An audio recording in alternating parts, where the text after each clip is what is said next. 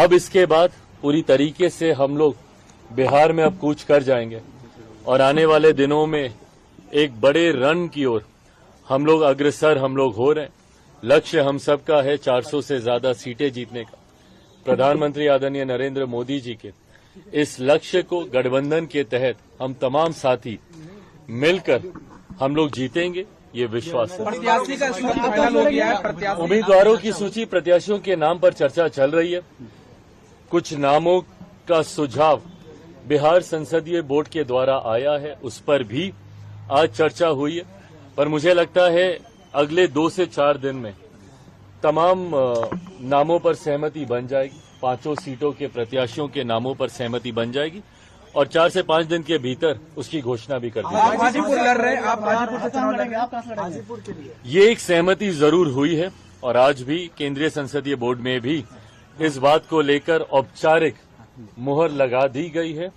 इतना अब तय है कि हाजीपुर, जो मेरे नेता, मेरे पिता आदरणीय रामविलास पासवान जी की कर्मभूमि रही है, वहां से एनडीए के प्रत्याशी के रूप में लोक जनशक्ति पार्टी रामविलास के उम्मीदवार मैं खुद स्वयं होऊंगा।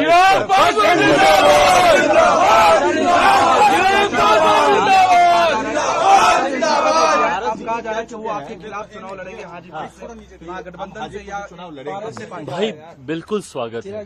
देखिए, मैंने हमेशा हर चुनौती का मैंने डट कर सामना किया। ना मैं किसी चुनौती से कभी घबराया, ना कठिन विपरीत परिस्थितियों में ना मैं कभी विचलित हुआ। ऐसे में इस चुनौती को भी मैं पूरी तरीके से स्वीकार करता हूं।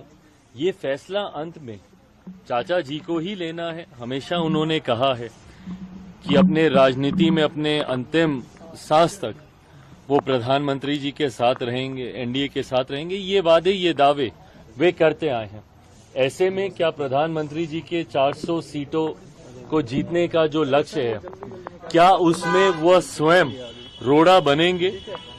ये फैसला उन्हीं को ही करना है। पर हर चुनौती के लिए मैं तैयार हूं, इसमें मुझे कहीं कोई कठिनाई नहीं। चिराग जी, कहा जा रहा है कि प्रिंस राज से फिर आपकी सहमति बन रही है। प्रिंस राज से समस्तीपुर के लिए जो अपने भाई हैं, क्या हो सकता है कि छोटे भाई? मैंने बार बार कहा है कि मेरे लिए अब ये सिर्फ राजनीतिक विषय नहीं है, मेरे लिए ये पारिवारिक विषय भी है।